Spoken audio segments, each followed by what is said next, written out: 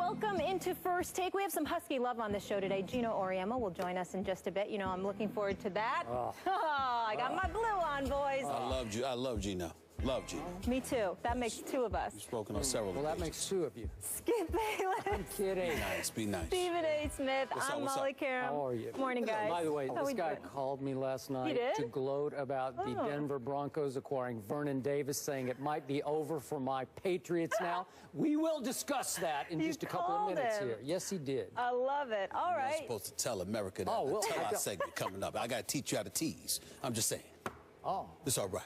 It's okay. All right, we'll get into that in just a bit. I'm just messing with you, bro. I'm just messing with you. All right. How about last night? How about it? The Panthers extend their perfect record, beating the Colts by 3 points in overtime. Andrew Luck showed resilience after the Colts fell behind 23-6 in the fourth. They scored on their final 3 possessions of the quarter and forced 2 3-and-outs. So you heard Andrew Luck say that their problems are his to fix. But how much did he redeem himself in the fourth quarter, Skip? Molly, Stephen A., Andrew Luck did find some rhythm. He did inspire his team for a while, and I must admit, I was impressed for a while. But I'm not going to put a whole lot of stock in it, and I'm not going to move off my position that he has been prematurely coronated as a first ballot lock as an Andrew Luck Hall of Famer. I'm not going to back off that. Okay. I thought last night was a classic case of Carolina being in complete control, building its lead to 23-6 with 11 minutes left, following Andrew Luck's second interception of the game. Then I thought the Panthers took their foot off the gas on offense, and they ran out of gas on defense. And as the rain did slack off some, maybe the wet ball was bothering Andrew Luck. It looked like it bothered everybody. It did. He did start to have far more time. I thought at times he had forever to throw in the pocket. And remember, the receivers have a big advantage on rain-slick turf over the defensive backs. And I thought his receivers started taking advantage.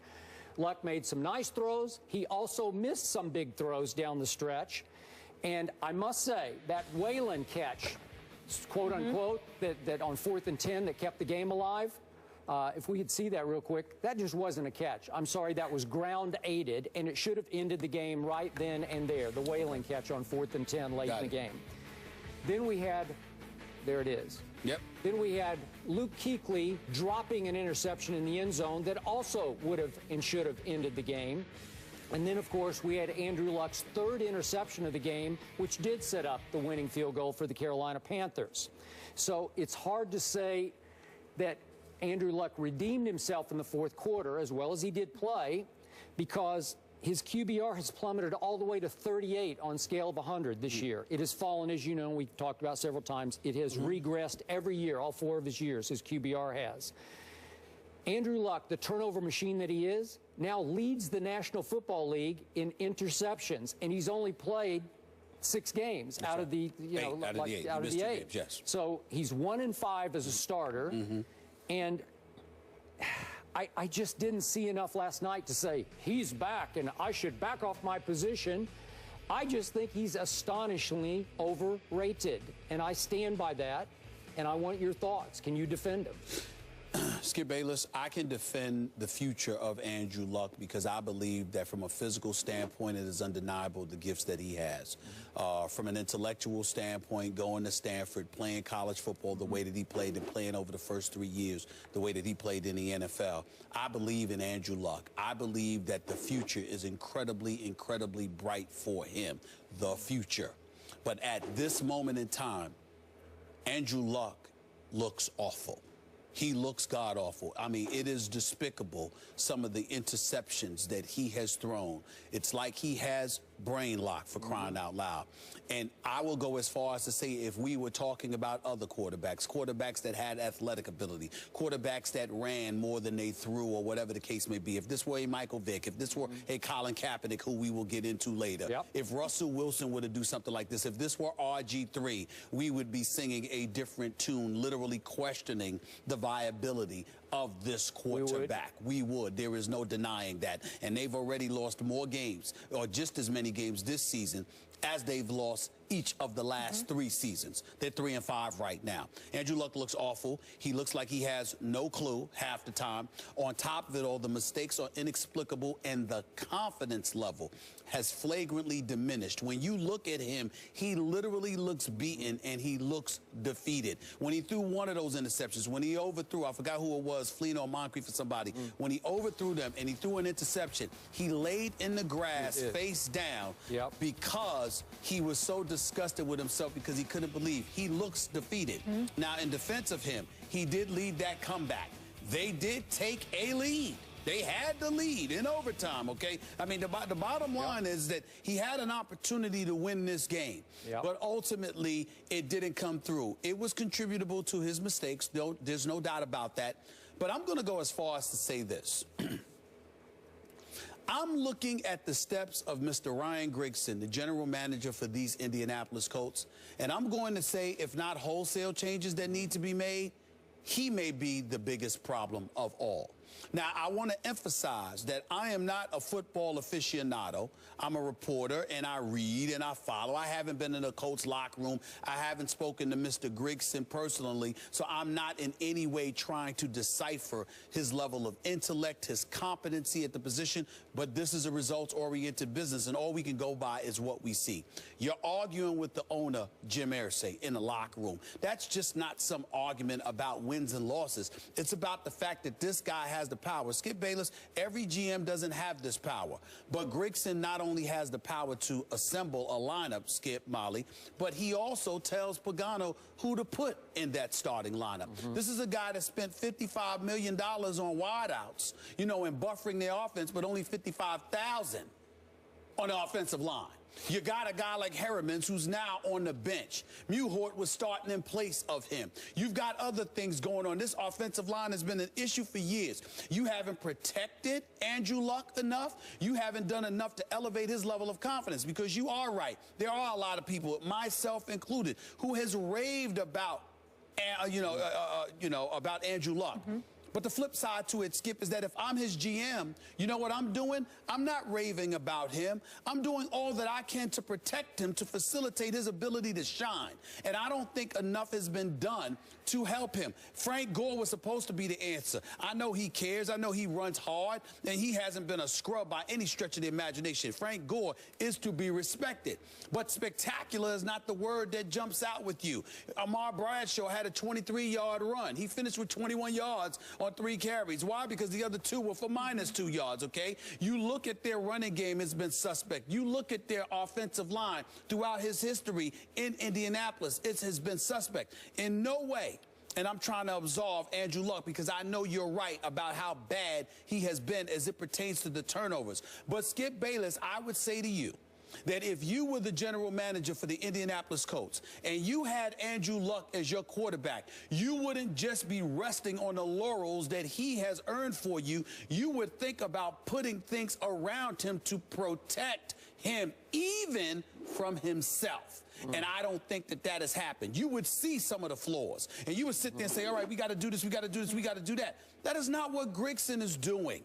And I think as a result, that's why Irsay got in his face. I think that's why Pagano is on the hot seat, when in fact, I don't even know how much coaching Pagano is allowed to do because of Grigson's presence, at least from what I've been told. So I look at it from that perspective, and I say that you have to look, you have to sincerely think about making some kind of change in the hierarchy of the Indianapolis Colts, because the organization right now appears to be dysfunctional. The locker room just throws out a bunch of cliches. We got to keep grinding, we got to keep working hard, and all of this other stuff. But in the end, what it comes down to is that there's some serious changes, and I'm telling you right now, that's what you got to do. Kravitz column in the Star. Bob Kravitz. Bob Kravitz, I'm sorry, Bob Kravitz. Exceptional column today. I think he makes valid points. He covers this team, and you swear by him as well as I do. I mean, read the man's column. I think he says it all. Okay. Here's my problem with everything you just said. Okay. There's some hypocrisy going on because you loved this team before the season started. Yeah. Molly liked the team, I remember. I thought they were. I agree with I thought they want to come up. I don't think it's hypocrisy. Okay. I think that you go by what you're seeing, Skip. But you thought the pieces added were sensational, like this was going to put Andrew Luck over the top this year and into the Super Bowl. Well, I thought so, yes. Andre Johnson, an experienced wide receiver. Frank Gore, an experienced, viable running back. But the offensive line was something that we repeatedly pointed out. Okay, there's something to be said for a great quarterback making those around him better. Tom Brady just keeps making anyone you want to throw in his starting lineup better. Skip. It is fair. This is his 4th year in the league. Andrew Luck is in first ballot Hall of Fame. Tom Brady was protected a lot early on. He graduated to this position as well. Let's be clear about that. Okay, look. I understand about Ryan Grigson, Chuck Pagano. I get all that. But I'm tired of hearing everyone give this young man a pass. Now he's got fractured ribs, and he says after the game, I can't comment on that. And so it leads every time. What conclusion does everybody jump to? What do you want him to do? He does have fractured ribs. What do you want him to do? Lie to you? Do you want him to play or not? If he plays, I say, I got to grade you as you play. Well, nobody's saying that you can't grade him, but you can't knock him for his answer when you ask the question. What's he? You want him to lie to you? Do you want him to look you in the face and tell you a bold-faced lie? How about the truth? Well, I'm just saying. Again, he said, I can't comment on that. That's part of the truth. Okay. He's a player. But Ryan Grigson is on record as saying he's not hurt, and I didn't put him on the injury report because he's not hurt. Yeah, but you don't know if Ryan Grigson you don't know if Ryan Grigson and Chuck Pagano told him don't touch on it. You don't know that. Well, I'm sure they did. All right, well, if they did, then what you getting on him for? Is he hurt or not? Is he hurt? Are we giving him the hurt pass or not? No, hurt pass? He played. Okay, he played. He played. And he looked just fine to me, except for the wet football, but everybody had a problem with the wet football. A lot of quarterbacks can't. A lot of great quarterbacks can't throw wet footballs. I agree. Cam was having trouble with it, so I give him a pass. But by the 4th quarter, the rain did slack off, and then you could start to see both quarterbacks operate the way they can operate. And I saw good things from Andrew Luck, and I saw what you said. His confidence has cratered. He's not the same mentally as he used to be because he's starting to get exposed by this league as an interception thrower, as someone who is wildly erratic with the football in his hand. You can say, well, he's not protected. Last night, he had time. He had forever in the 4th quarter in the pocket to throw the football. I don't look at it that way. And I don't know how many times I got to keep saying that. I know that he has looked bad this season. But I stand by everything that I've said about him in terms of what I believe his career will end up being. I think he has that kind of talent that you talk about a future Hall of Famer, fine. Skip, when you look at his size, his legs, his arm strength, his durability, his football intellect over the first 3 years, et cetera, I think there's a lot of promise there, in my opinion. Now, what he has done this year is taking a huge step back.